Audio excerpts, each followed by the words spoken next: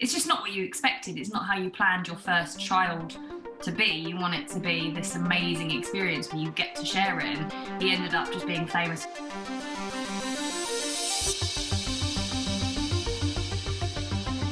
Hey guys, welcome back to the Do's and Donuts of Fitness podcast. Hayley, how are you doing today? I'm good, thanks. It's the weekend, so I'm buzzing. I don't have to get up at 4:30 in the morning. How are you, Jake? I'm good. I wasn't sure it's the weekend already? Friday evening? It's the weekend for me. I've still got a client after this, so I'm good. I've had a mental day. I was playing golf at 8 o'clock this morning with my dad. So still on the golf train. I'm still trying to get better with golf. And I had one of my worst rounds ever. So started the day bad. I'm going to try and end it well. Good. That's good. So today we have a guest. Her name is Megan. So tell us who you are and tell us a little bit about your business, Me. Okay, so my name's Megan. Our business is a partner-run business with my boyfriend. It's been open since September 2018, so it's coming up 3 years now. That's crazy. I can't believe that's been 3 years. I know, it's crazy. Just a personal training studio that we put together in my mum's double garage that's converted. The goal was always to have a setup though, so when people walk in, it's a family-friendly environment, but they're taken by surprise by how professional it looks, so it doesn't look like a gym garage. We did it all ourselves, but yeah, so it's just that environment where it welcomes people that are intimidated by going to a gym space and things like that. And yeah, it sort of started off as getting our business going and grew into what it is today. And obviously we've got future plans and stuff, but for now it works. And like I say, it's that environment that sort of bring people in more than anything. Yeah, it looks like it's going really well. I was going to say, I have to say, like, I don't know if I could be much more jealous. Like the home gym is just something that is not in my future plans for at least the next couple of years. But I really want one, and just to be able to train, I like the fact that you can, when you're training your clients, you can design everything like the way you want it. Obviously, you're limited by money because you can't just have a commercial gym has every piece of equipment. But it's so nice to have your own setup. And me and Hayley were just talking about this before. Like the gyms we work in, we were just moaning about certain things in our own gyms where we don't really have control of. Yeah, cleaning and whether things are clean, whether people do things a certain way, whether people put the weights away, stuff like that. So to have your own home gym and do it like that, I think is super nice. Yeah, no, it's really good because we started really basic as well. We had a small budget, so we started with 3 weights, a multi-cable machine and a rack. And over the sort of years, we've just sort of bought a new piece of equipment every day. So when COVID happened, we bought an outside rack. So now we've got 2 racks that one can go in and out. We've sort of got a cardio room as well. So we've got cardio equipment that we've added to. And we've recently just bought ourselves it is a commercialized, but it's a small kind of commercialized leg press and reverses into a hack squat as well. So we've just been able to sort of progress. Yeah, so it's and for clients that we've had for 3 years, it's also nice that every now and then they get a new piece of equipment that just sort of takes it to the next level. But as you know, every exercise can be performed with pretty much any piece of equipment anyway. So it's just a case of having that knowledge to use it, and then you can, like you say, it's just that freedom of being able to use it whenever you want. So it's good. Yeah, and I think. I was going to say just quickly, the thing with a smaller gym where it's your own and versus a big commercial gym, the beauty is that you know that every person that walks through your door is going to get a result as well, which is so much nicer. Yeah, no, we're very results driven. I don't know if you had a look at our page, but we sort of get all of our business through transformations and stuff. So a lot of PTs, I know a lot of PTs go down that route, but not all do. But it was something we adopted from the start. Those 8-week challenges were what kind of got people through the door. So our transformations are kind of what we kind of really base our business around, whereas some PTs base their business around like performance goals and things like that. We are obviously we have all clients, and some come to us for specific reasons, and some come to us purely for like mental health reasons and don't necessarily want to transform their life and don't need to transform the way they physically look. But that is sort of like how our business came about to begin with, though. And why is it called Me? So, because I'm Megan and Owen spelled with an E.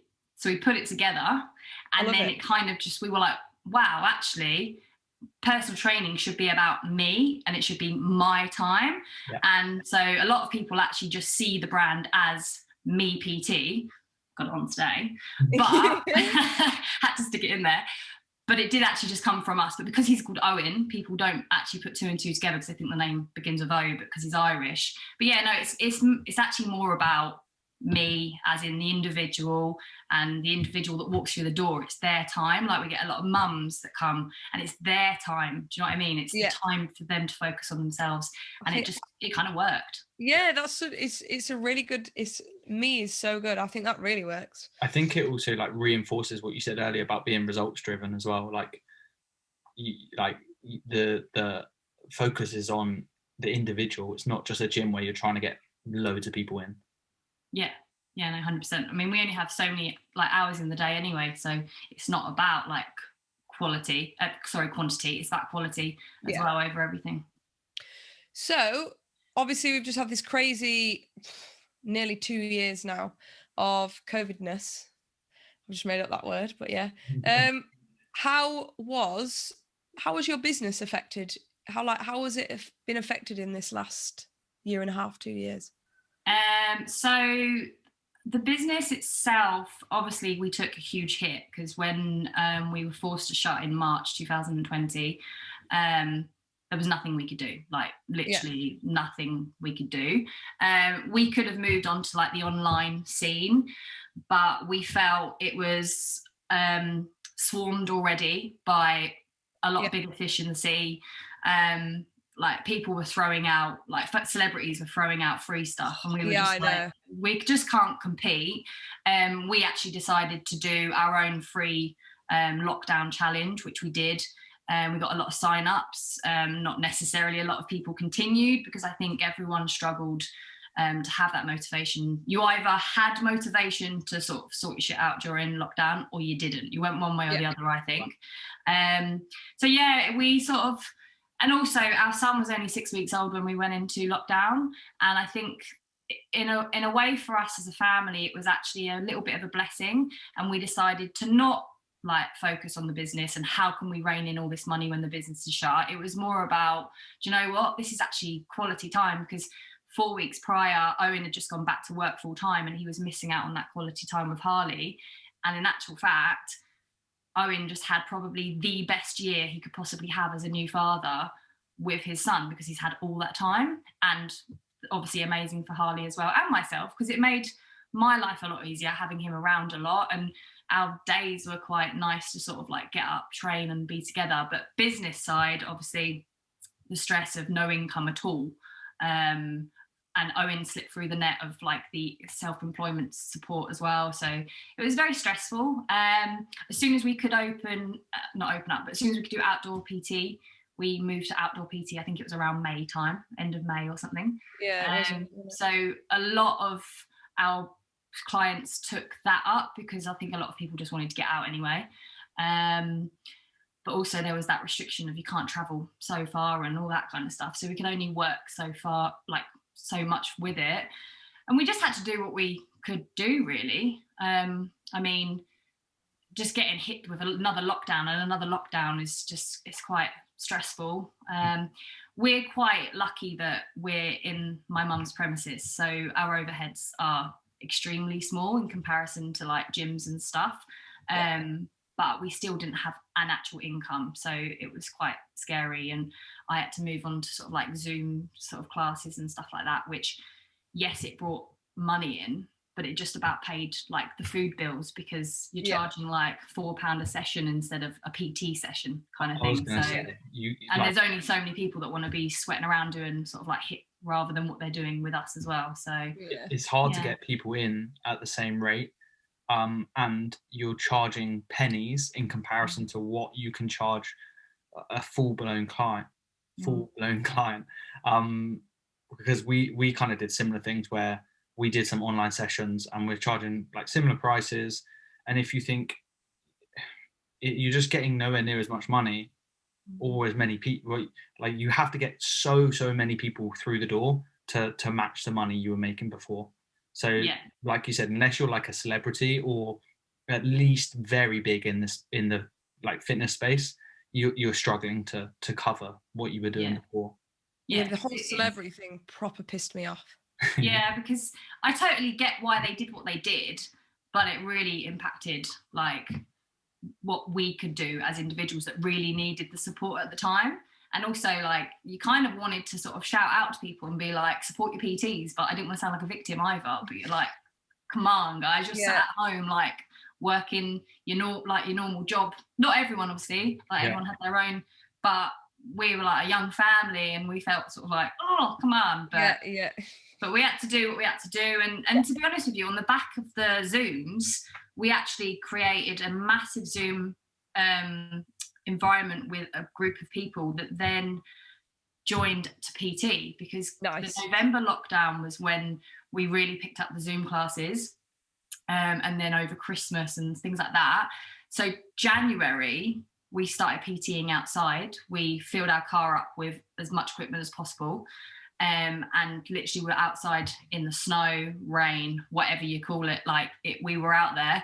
And so a lot of people were taking us up on the opportunity of getting out and training anyway for their mental health, getting out the house, and just really appreciative that we were still out there in the snow, in the cold. I mean, I was out in the snow one day for 5 hours. I was literally numb.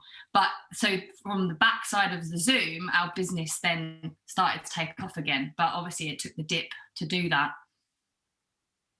Yeah. Yeah. And what about during COVID, how was your mental health? Did you have because I had times where I was more than fine, but then I had times where I was the complete opposite. So I had a bit 50-50. I had my ups and downs. I found it more, my biggest struggle was actually to do with my son being 6 weeks old, going into a lockdown, like not being able to share him grow for like 3 months. Like they grow so much and they change so much. He was actually the first grandchild for both mine and Owen's family, and they missed out on so much. Like my mum's a firefighter in London, so we couldn't even take those sort of like calculated risks and go, do you know what, we'll meet up for a sneaky cuddle, because the fear was so much that, and she worked in central London. Do you know what I mean? I know people were out there sort of making their own calculated risks. We couldn't do that even if we wanted to, because it wasn't safe. So to have your own mum and your own parents not be able to, that was my biggest struggle. I think the other sides of it, like I said, were a small bit of a positive, because I had Owen around, we had family quality time. It helped me sort of like focus on my training a bit more, so I could sort of like get myself back to my body. And the stress of the money, I wouldn't say I massively struggled mentally. I had times, but it was more around my family not being able to see my son. Oh, that's tough. completely understandable. Like we can't relate because we don't have kids, but yeah, like my brother had a baby probably about the similar time that you did, and he was born premature, and I know that he was struggling with just being able to like share the experience, because you can't see anyone, and obviously as a couple you have each other, but like you can't, like, unless you have no one else to like go and meet and like share that experience or pain or like struggles with, so you are kind of secluded in this bubble, and it does like definitely make it tough. I saw that like with my brother.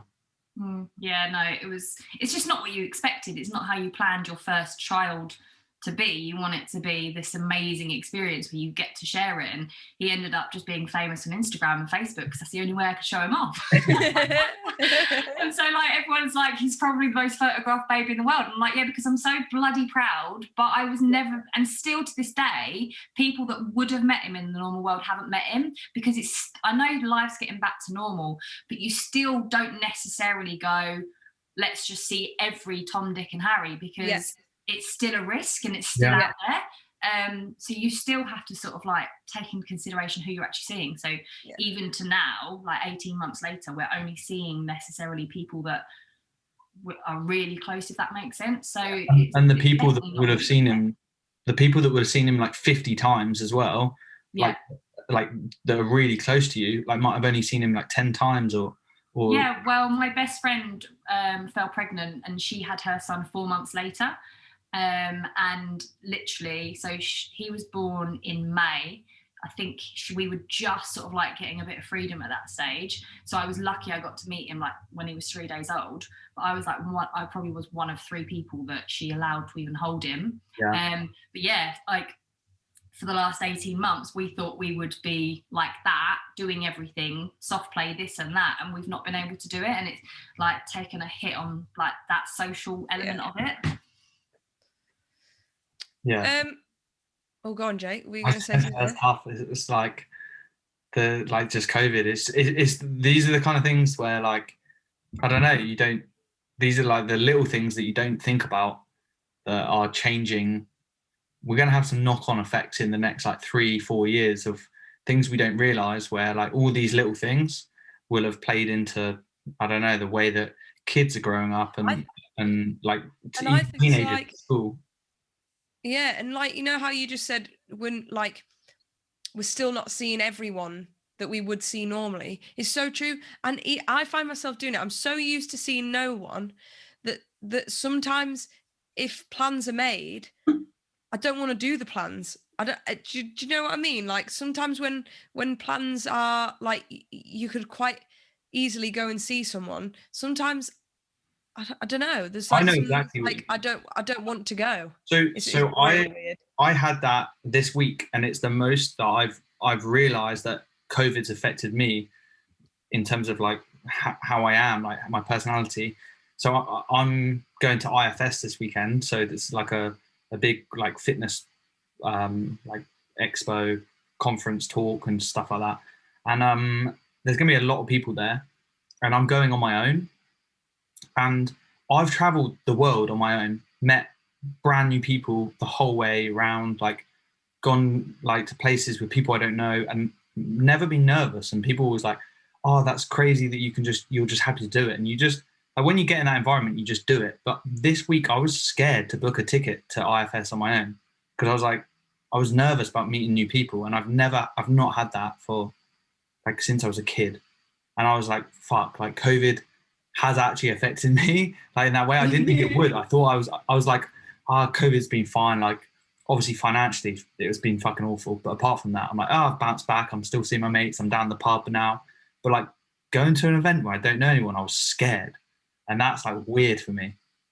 I think it's because like you're sort of like thinking, well, you want to socialize, you want to meet people, but at the same time, you have absolutely no idea if they're carrying it, and you're like risking catching it off a stranger or taking it home to your family. But we've got to start getting on with our lives, haven't we? And we've got to start doing those small little things to get a bit of reality back.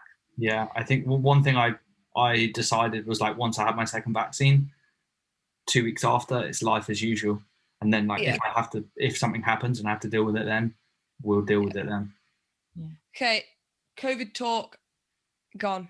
Right. I'm ending the COVID talk. Haley's the COVID. So Megan, you have just been in insane shape for a photo shoot.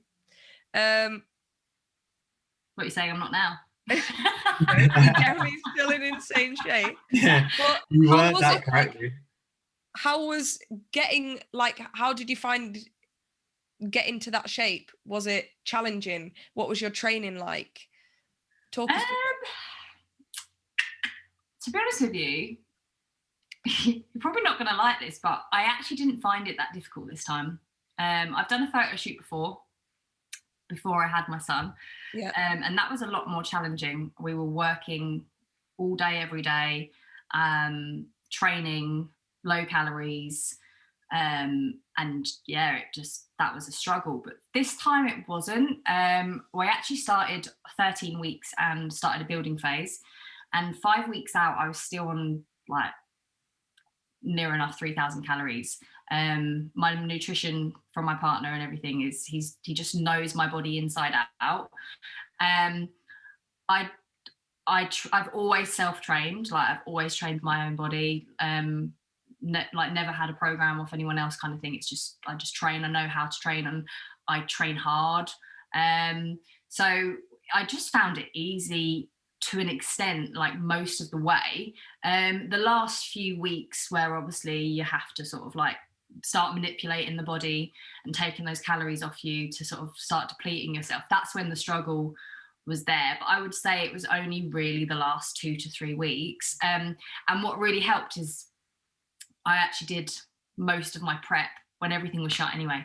So no one was going anywhere. No one was doing anything. Yeah. So like when you said you've got a photo shoot at the end of September, I was like, Jesus, she's brave. Like everyone's going out and doing everything. Yeah. And you're obviously in prep. Whereas I think the pubs opened and I had about a month to go. So I wasn't sitting there going, oh my God, like for most of the time. So I think that definitely helped. So do you think that's what made the difference? Or is there anything compared to your first photo shoot to the one you just did? Like, was there anything else that was different? Or was it just that you had like less distractions outside and maybe a bit more time? Like, what do you mean? Do you mean like because the results were different, or because you said the first time you found it tough? Oh, difficult. Sorry. Yeah, sorry. No. So I was obviously working a lot less this time. Okay. But I had fun. That's a big factor.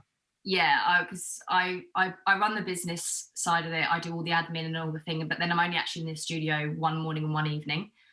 More if I have to step in, but he does most of the PT. I just like, which I missed at first being part of everyone's journey, but also I love being a mum. So yeah. I'm quite happy with my one morning and one evening. So I definitely had more time in that respect. But I don't know. I think my nutrition was done so differently as well. So I wasn't on. I was going to say that next. I was on I started on a deficit at week 12 the first time. This time I was in a surplus and a building phase for the first sort of like 5 weeks. Then I started to cut down. Like even so, I was still like I think it was like 5 weeks out, I was still on 2,800 calories. So like nice. I wasn't hungry, I wasn't starving, but I was still dropping body fat. So I think it was just that side of it as well. But yeah, probably more that I just had a little bit more time to do things, where I was working, like our business was so fresh when we did it the first time.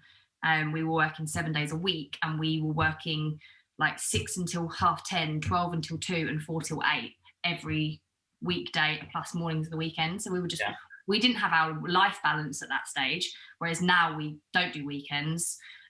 We don't work Friday nights because we were like, quality over working our ass and grinding in the ground. Yes, I just worked too hard on little calories.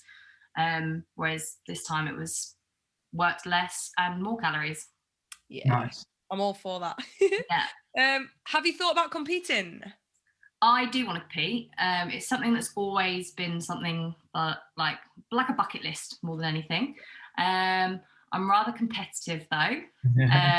So I would want to potentially do quite well. I always have quite a lot of pressure on myself to be the best. And as a natural like competitor as well, I find a lot of my inspirations and who I want to look like might not necessarily be natural. So I always sort of like compare that in my head. But my main thing that's stopping me at the moment, in total honesty with you, is more how it affects your like your health and stuff. So even though I was still on 2,800 calories 5 weeks out of my shoot, I still lost my period and I only just got it back 5 months later. 5 months later? Yeah, 4 months later.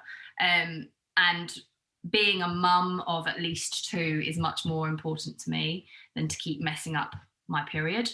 Yeah. My son is the aftermath of losing my period, my first shoot.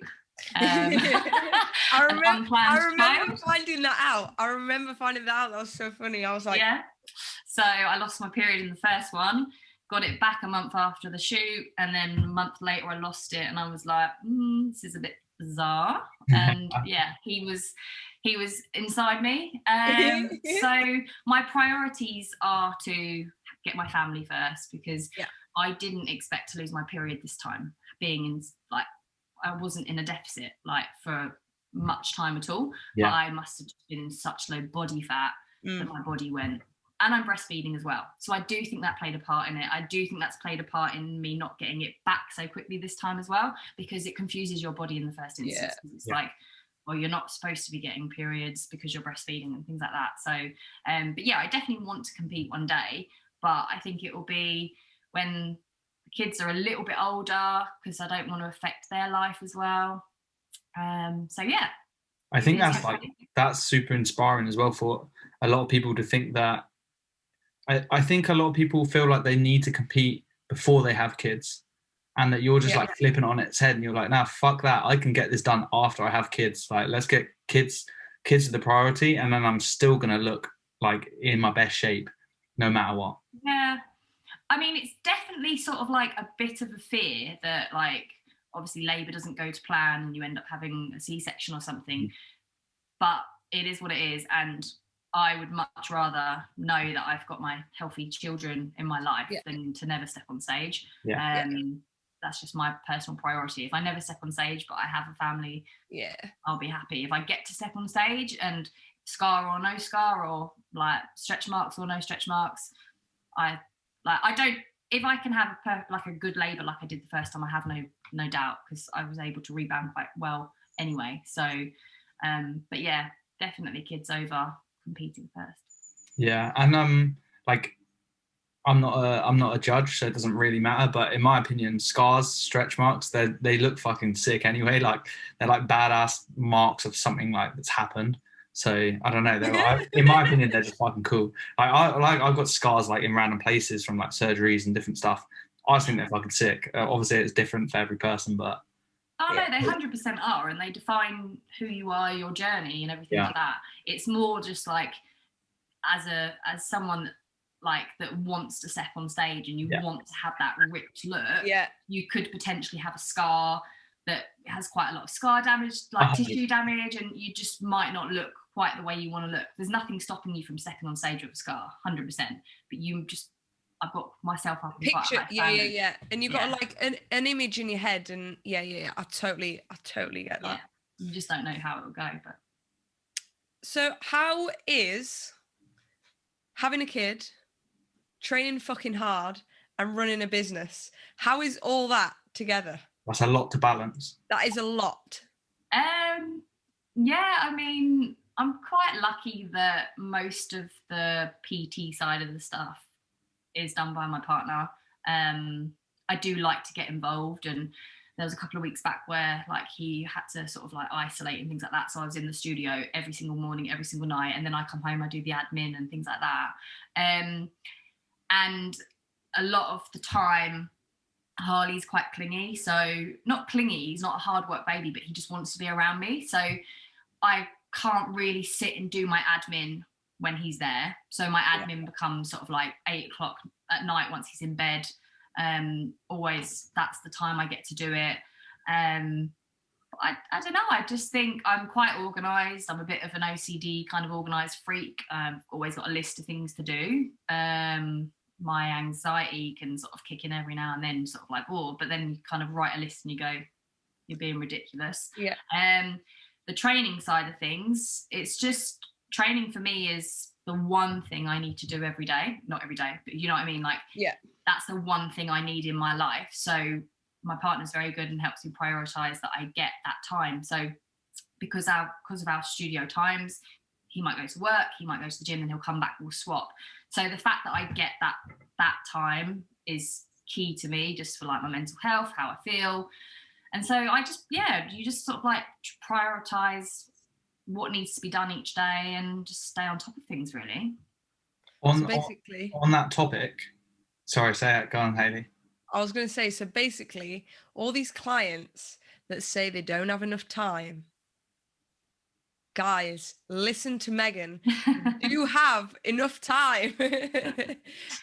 Everyone's got enough time. You just have to make lists. Like That's what I was going to ask about, actually, because you touched on making lists, which is something like me and Hayley have spoken about before. What would you say is like, obviously when you're in the studio, you like this shit just needs to get done. But when you're doing like admin is such like a broad term and there's loads of shit to do. How do you prioritize the tasks to do? Do you just create a list and then just get shit done, just tick it off? Pretty much. You have kind of like sort of communication would be your priority daily, because the phone, there's always messages, there's always communication, there's always bookings that need to be added, changed, or whatever. Obviously we've got a lot of PT clients, but we've also got online clients. So online clients are 24 hours like asking questions, so that will always be at the top of the list. You'll always have that to do. Then you've got stuff that you might have to do daily that are slightly lower in the list, but then you've got stuff that are more weekly. Then you've got stuff that might be monthly. So it's more a case of just sort of like you have your priorities of what needs to be done that day. And then if you do have a day where you're particularly stressed, you kind of go, well, that doesn't actually need to be done now. So like we have online clients check in on a Friday. All nutritional changes or training program changes need to be done that day or the next day. If they check in late, that's a priority for a Friday and a Saturday. Monday, I always do bookings the week after. So I guess you just get yourself into a routine and you work out what's like best for you. And everyone might run their business slightly differently. But yeah, just have those daily priorities and then your sort of like weekly priorities and things like that. Cool. Nice. That's awesome, because I think that's something that people struggle with a lot. So it's just good to hear your like standpoint as a very like busy person. It's good to hear what other people do. Lists are the best. Yes, so true. It just like clears your head. You feel like you've got all this stuff in your head. If you see it on a piece of paper, and I love rubbing it out, like crossing it out. Done. That's exactly why I did it. I used to have it on I was saying this on a podcast the other week. I used to have all like lists on laptop, and then I fucking got rid of that, and I got like notebooks, like to-do lists and things like this. So much better, because you can't delete stuff. You have to cross it out, and if it's left not crossed out, it's like, no, I need to do this. So you get everything done. So I'm all for the lists. Something that like Hayley got me on was because I used to create lists, but like now I do them the night before, and like Hayley got me doing it on the night before, and now every night before I go to bed, I literally tick off and then I do the next day. And like if I get 6 out of 7 tasks done, I put a big W there, win, circle it, bang, onto the next day. And I've noticed recently, if I have like a long day or I'm tired or something and I forget to do it, my next day, total shit. See, lists are honestly, it's all about the lists. Okay, so yeah, like we've kind of gone through so many things in this podcast. So if anyone has any questions on any of this, where's like the best place for them to get in touch with you? In terms of me? Yeah. Oh, okay. Give us your Instas. So I've got my personal Instagram, which is at mega_what_training. I thought that was absolute genius when I was about 16 and made that. Just dropped off the last letter of each word. And then we've got Me PT, which is my business, which is at me_PT18. And yeah, so if you've got any questions at all, you can just message me privately or on my business. I'm in charge of all of it. So. And where are you based? Stevenage. So sort of like 30 miles north of London. So anyone in and around that area, if you're listening, get in touch for sure. Absolutely. Get some one-to-one PTs. And if you're not from that area, then just rewind 30 seconds and give those a couple of follows. Give those Instas a couple of follows. Thank you. But yeah, right, guys. I'll let you take us out. thanks for listening, guys. And we will see you next week.